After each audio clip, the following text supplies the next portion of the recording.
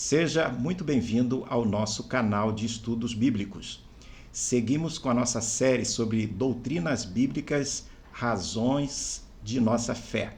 Na realidade, hoje é o último estudo dessa série e o nosso tema fala da morte, fala de justos e ímpios. Importante você ter em mãos a sua Bíblia para podermos juntos ler algumas passagens que usaremos como base nesse estudo. E importante também, como sempre fazemos, pedir a orientação de Deus para esse estudo. E eu convido você para orar junto comigo nesse momento. Querido Deus, nós te agradecemos a oportunidade de estudarmos a Tua Palavra. Queremos te pedir que Tu estejas conosco nesse estudo, nos orientando e ajudando-nos a colocar em prática aquilo que viermos aprender. Tudo isso nós te pedimos, em nome de Jesus. Amém.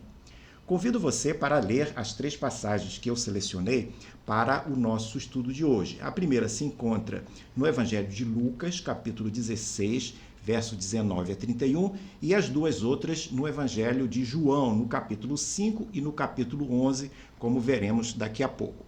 Vamos então, nessa primeira parte de Lucas, capítulo 16, ela fala de uma parábola de Jesus. O texto sagrado nos diz o seguinte: Ora, havia certo homem rico que se vestia de púrpura e de linho finíssimo e que se alegrava todos os dias com grande ostentação. Havia também certo mendigo chamado Lázaro, coberto de feridas, que ficava deitado à porta da casa do rico. Ele desejava alimentar-se das migalhas que caíam da mesa do rico e até os cães vinham lamber-lhe as feridas. E aconteceu que o mendigo morreu e foi levado pelos anjos para junto de Abraão. Morreu também o rico e foi sepultado. No inferno, estando em tormentos, o rico levantou os olhos e viu ao longe Abraão e Lázaro junto dele. Então, gritando, disse: Pai Abraão, tenha misericórdia de mim, e mande que Lázaro molhe a ponta do dedo em água e me refresque a língua, porque estou atormentado nesse fogo. Mas Abraão disse: Filho, lembre-se de que você recebeu seus bens durante a sua vida, enquanto Lázaro só teve males. Agora, porém, ele está consolado aqui, enquanto você está em tormentos. E, além de tudo, há um grande abismo entre nós e vocês, de modo que os que querem passar daqui até vocês não podem, nem os de lá passar para cá. Então o rico disse: Pai, eu peço que mande Lázaro à minha casa paterna, porque tenho 5 irmãos, para que lhes dê testemunho, a fim de que não venham também para este lugar de tormento. Abraão respondeu: Eles têm Moisés e os profetas, ouçam-nos. Mas ele insistiu: Não, pai Abraão, se alguém dentre os mortos for até lá, eles irão se arrepender. Abraão, porém, lhe respondeu: Se não ouvem Moisés e os profetas, também não se deixarão convencer, mesmo que ressuscite alguém dentre os mortos.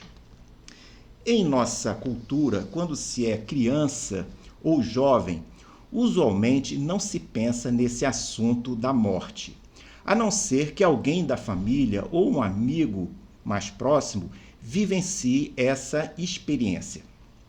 Há quem diga que quando a pessoa é jovem, ela segue o caminho da vida, mas usualmente não vê o final desse caminho. Porém, quando isso acontece, ou seja, quando ela começa a ver o final do caminho, que representa a finitude da vida, então ela deixa de ser jovem. O que ocorre é que quem costuma pensar na morte e em seus desdobramentos são as pessoas mais maduras, aquelas que já trilharam metade da sua jornada aqui na Terra. Os assuntos relacionados à morte que mais preocupam as pessoas são, por exemplo, como resolver um processo de luto pessoal ou o luto de alguém, algum amigo, algum parente que perdeu um ente querido. Outro grupo de problemas se refere à questão de herança, reconfiguração da casa do falecido e também à sobrevivência de quem fica se quem faleceu deixou alguém sem sustento. Mas há também a preocupação da própria pessoa morrer e saber para onde ela vai. Esse é um outro nível de preocupação que se relaciona com os conceitos de eternidade e de imortalidade. A história mostra que nas culturas em geral, o ser humano sempre cultivou a ideia de uma vida mais longa do que aquele período entre o seu berço e a sua sepultura. Quase todas as culturas antigas se atreveram a acreditar haver algum tipo de vida após a morte. Esse também é um dos temas tratados na Bíblia. Aliás, assunto considerado de grande importância. Há várias passagens sobre isso. Eu trago hoje apenas duas como exemplo. A primeira está em 1 Coríntios 15, 19, onde nós lemos: se a nossa esperança em Cristo se limita apenas a esta vida, somos as pessoas mais infelizes do mundo. E a outra passagem que eu trago é aquela que nós lemos ainda agora, Lucas 16, 19, do verso 19 ao verso 31. Esse texto de Lucas que nós lemos nos apresenta uma parábola de Jesus sobre um rico e um mendigo, assunto que desenvolveremos agora no próximo quadro. Trata-se de uma parábola que nos ajuda a entender alguns pontos sobre a vida após a morte. O objetivo de trazermos essa parábola não é analisá-la de forma completa, mas apenas obter alguns ensinos sobre o tema do nosso estudo de hoje. Vale observar que as parábolas são pequenas narrativas que usam alegorias para transmitir uma lição sobre algo verdadeiro. Elas eram bastante utilizadas por Jesus. Nessa parábola, vale observar que Jesus não está condenando a riqueza. E também ele não está ensinando que fazer o bem é a forma de ser salvo. Essas não são mensagens da parábola. Ele também não está dizendo que Abraão estava vivo em algum lugar, falando com as pessoas ou recebendo aquelas que haviam morrido. Para conseguirmos entender a parábola e extrair dela alguns pontos sobre esse tema que nós estamos estudando, é importante conhecermos a motivação de Jesus para contá-la. O texto de Lucas, no capítulo 15 e no 16, nos revela que o mestre estava em meio a um embate com fariseus que eram zombadores, público-alvo original dessa parábola.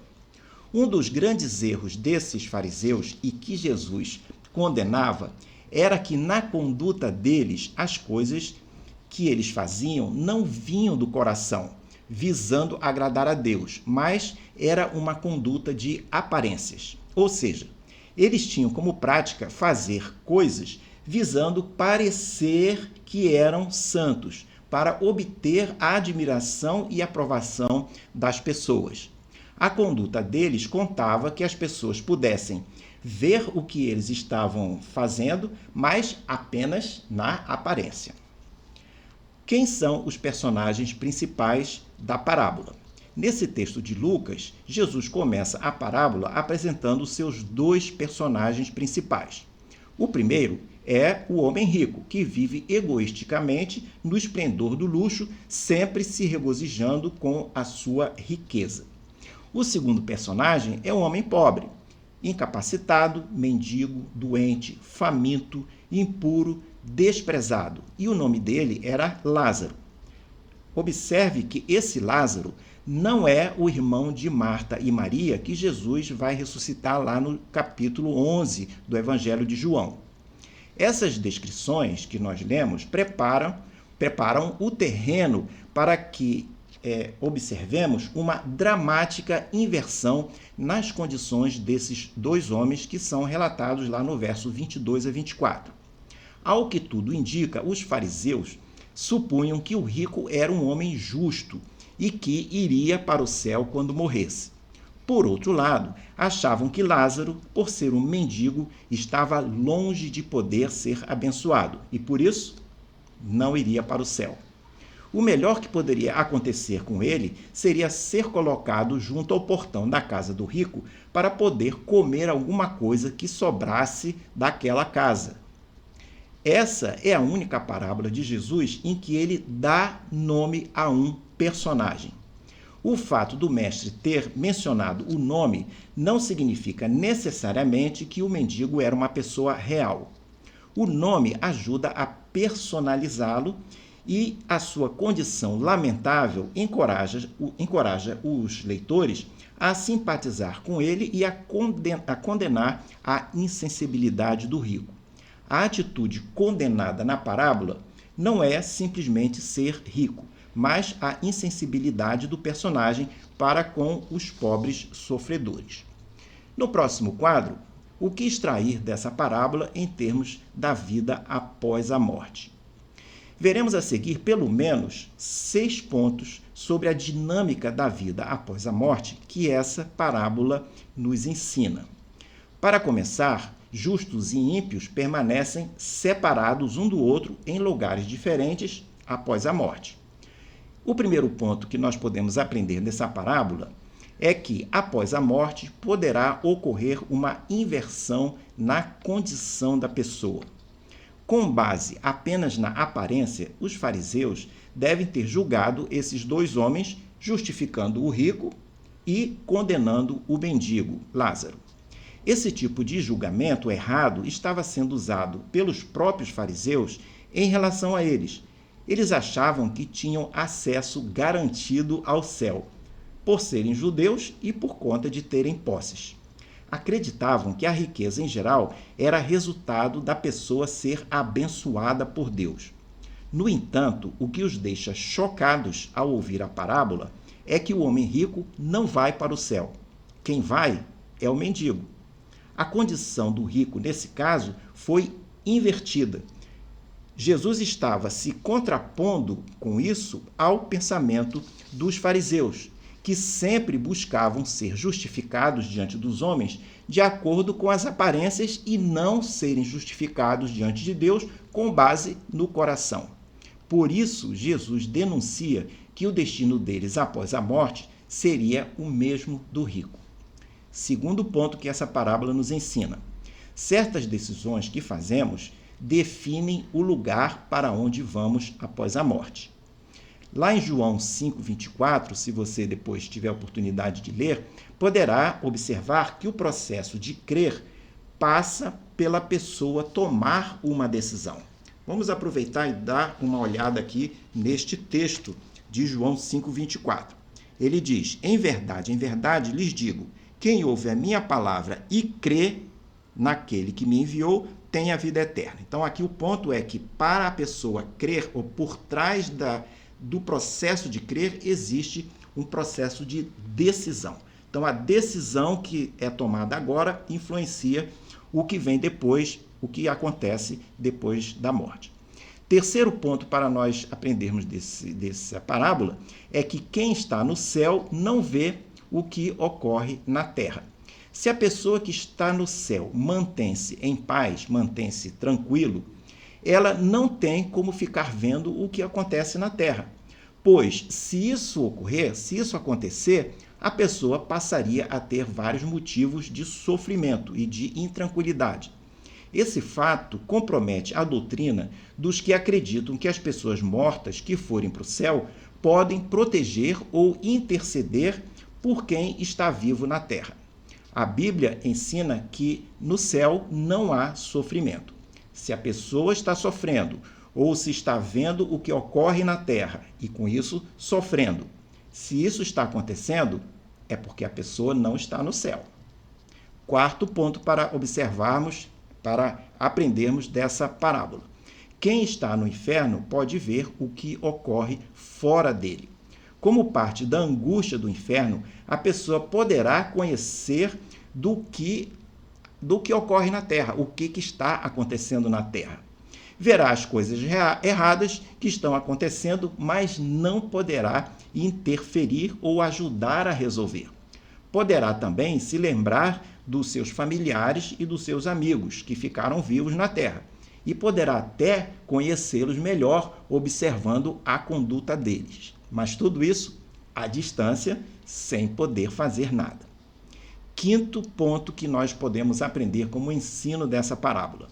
Quem está vivo não pode se comunicar com quem morreu e foi para o céu. O abismo entre o céu e o inferno, que nós lemos em Lucas 16, 26, impede a comunicação entre quem morreu e quem está vivo na terra. Sexto ponto e último dessa lista de ensinos dessa parábola. Não há como passar do inferno para o céu e vice-versa. Esse é o motivo pelo qual a decisão de aceitar Jesus como Salvador precisa ser feita antes da pessoa morrer. No próximo quadro, nós avançamos um pouco mais nesses conceitos, observando a questão da imortalidade na Bíblia e os 3 tipos de morte que ela nos apresenta. Há um pressuposto importante que encontramos na Palavra de Deus, necessário para o correto entendimento deste assunto da vida após a morte. E que pressuposto é esse? O pressuposto é que a pessoa humana, quando formada, ela é um espírito que tem um corpo. Nós vamos ver a aplicação desse conceito logo a seguir. Na Palavra de Deus, encontramos menção a 3 tipos de morte. O primeiro tipo é a morte física. Ela ocorre quando o espírito é separado do corpo. Lá em Hebreus 9, 27, você poderá verificar depois, diz o seguinte: e como aos homens está ordenado morrerem uma vez, vindo depois disso o juízo, esta é chamada morte do corpo. Então, o primeiro tipo de morte é a morte física. Segundo tipo de morte que a Bíblia nos ensina, a morte espiritual. Ela ensina, a Bíblia, que a morte espiritual é o que separa ou afasta o ser humano de Deus. Esse é o estado de todos os incrédulos. A Bíblia diz que eles, os incrédulos, estão mortos espiritualmente. Pode-se dizer também que este é o estado natural do ser humano desde quando ele nasce até que tenha uma experiência de conversão aceitando Jesus como Salvador e Senhor. Lá em Efésios, capítulo 2, verso 1, nós lemos: Ele lhes deu vida, ele, Jesus, lhes deu vida quando vocês estavam mortos em suas transgressões e pecados. A pessoa permanece morta espiritualmente enquanto houver separação do espírito dela em relação a Deus. Essa separação cessa se a pessoa aceitar Jesus como Salvador e Senhor. Terceiro tipo de morte. Já vimos a primeira, morte física, a segunda, morte espiritual, e agora o terceiro tipo de morte que a Bíblia nos ensina. É a morte eterna. O texto de 2 Tessalonicenses 1, no verso 9, afirma: os quais, por castigo, padecerão eterna perdição ante a face do Senhor e a glória do seu poder. Morte eterna significa estar perdido ou banido da presença de Deus para sempre. Por isso é importante a pessoa aceitar Jesus antes de morrer, porque depois disso o caminho será sem volta, rumo à morte eterna ou rumo ao banimento eterno. Vale notar que quando as palavras imortal ou imortalidade são usadas na Bíblia, elas se referem, referindo-se ao ser humano, elas se referem ao corpo do ser humano, ao corpo humano. Quando lemos lá no relato da criação, no livro de Gênesis, nós aprendemos que o corpo criado por Deus no Jardim do Éden era imortal. Mas o pecado cometido por Adão e Eva tornou os seres humanos, todos eles, mortais, possíveis de degeneração física e moral, susceptíveis ao envelhecimento e à morte. A Bíblia ensina que cada espírito humano é imortal e jamais poderá ser aniquilado. Quando consideramos esse tema na Bíblia, não encontramos a expressão imortalidade do espírito nem imortalidade da alma, mas sim o conceito mais amplo de vida eterna. Apesar do corpo ser mortal, a existência dessa pessoa ou desse espírito é eterna, independentemente para onde a pessoa vai após a morte do corpo. No próximo quadro, nós apresentamos um aparente paradoxo. Imortal, mas morto. Como assim? Ser imortal e ao mesmo tempo estar morto.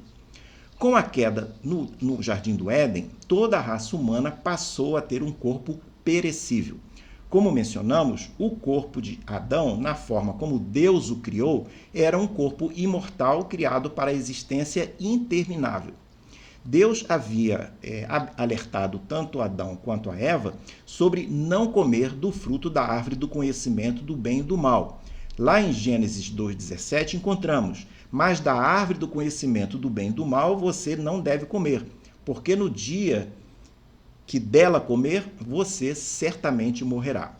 Apesar do aviso do Senhor, eles desobedeceram e imediatamente a morte começou o seu trabalho no corpo humano. Ou seja, o imortal havia recebido mortalidade. Por consequência, toda a raça humana passou a ter um corpo perecível. Paulo diz em Romanos 5,12 o seguinte: portanto, assim como por um só homem entrou o pecado no mundo, e pelo pecado veio a morte, assim também a morte passou a toda a humanidade, porque todos pecaram. Nessa mortalidade, portanto, nossa mortalidade, portanto, ela é resultado do pecado. O corpo humano, antes imortal por natureza, passou a ser sujeito à morte. O homem é um espírito imortal, mas ele só terá vida eterna se permanecer em Deus. Permanecer em Deus é permanecer em sua presença. Não estando na presença do Criador, não tendo uma harmonia com o Criador, o ser humano terá apenas existência eterna, mas não vida eterna. Será imortal, mas estará morto, pois que ausente da presença de Deus. Qual é, então, a diferença entre vida eterna e imortalidade? Os termos não são sinônimos. Vimos que o ser humano é um espírito imortal. Você é um espírito imortal. No momento em que você confia em Jesus Cristo como Salvador e Senhor, você recebe vida eterna.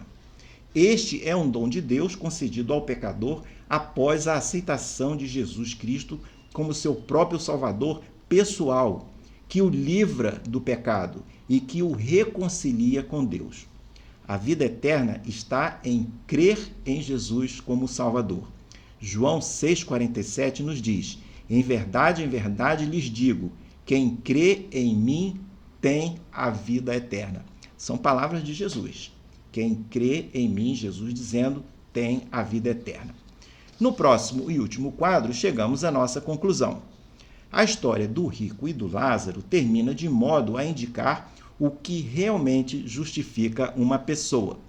Observe que o rico não foi condenado por ser rico, assim como o pobre não foi justificado por ser pobre. Essas condições exteriores, a riqueza e a pobreza, eram fundamentalmente irrelevantes para o destino eterno desses personagens. O homem rico que se colocasse nas mãos de Deus teria usado sua riqueza de forma diferente. Mesmo assim, não seriam suas obras que iriam salvá-lo. A questão não era se esses homens eram ricos ou pobres, mas se eles criam no que as Escrituras diziam. Não são as riquezas nem a pobreza que determinam o destino eterno de uma pessoa, mas crer em Jesus como Salvador. As Escrituras foram dadas para convencer todas as pessoas, todos os seres humanos, de que são pecadores, mortos espirituais e irremediavelmente perdidos. Essas mesmas Escrituras forneceram uma solução, inicialmente o sistema sacrificial do Antigo Testamento, que viria a ser substituído pelo sacrifício de Jesus na cruz. Através de uma nova aliança e na morte sacrificial de Jesus, o Messias, as pessoas passaram a ter um caminho de salvação. Não um conjunto de regras e obras a serem feitas, mas a salvação através de uma pessoa, Jesus de Nazaré. Além dos ensinos que extraímos até agora dessa parábola, Os diálogos da vida após a morte nessa passagem nos permitem concluir pelo menos mais 4 verdades. A primeira verdade que podemos usar como conclusão do nosso estudo é que existe consciência da pessoa após a morte. Isso mostra que o chamado sono da alma, ou alguma coisa parecida com isso, não é ensinado na Bíblia. Segunda verdade, os destinos pós-morte são irreversíveis. Não há nessa parábola, e não há em nenhum lugar da Bíblia, base para a doutrina do purgatório ou de uma segunda chance de salvação após a morte. Terceira verdade, uma vez morto fisicamente, ninguém pode perder ou ganhar a salvação. Por isso, insisto, é importante aceitar Jesus como Salvador antes de morrer.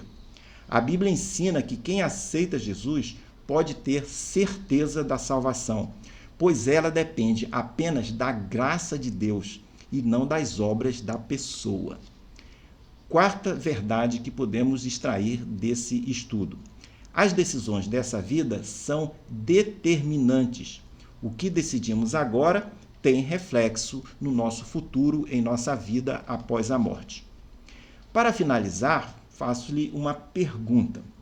Você tem assegurada a vida eterna ou possui apenas existência eterna? Se você está em dúvida, lembre-se que Jesus, ele mesmo, afirma em João 11:25, eu sou a ressurreição e a vida. Quem crê em mim, ainda que esteja morto, viverá. Aceitando Jesus como Salvador, você passa a ter vida eterna e não apenas existência eterna. Pode ser que você também ache que não existe vida eterna e nem existência eterna após a morte. Você tem toda a liberdade de pensar assim. Mas e se você estiver errado? Onde você passará a sua eternidade? Ficamos hoje por aqui. Espero que você tenha gostado do estudo, que você tenha gostado dessa série. Se gostou, fale dela, fale da série, fale do estudo para os seus amigos. No próximo quadro, nós temos um panorama dos estudos do próximo trimestre que nós iremos desenvolver. Deixo com você um grande abraço e espero vê-lo em uma próxima oportunidade.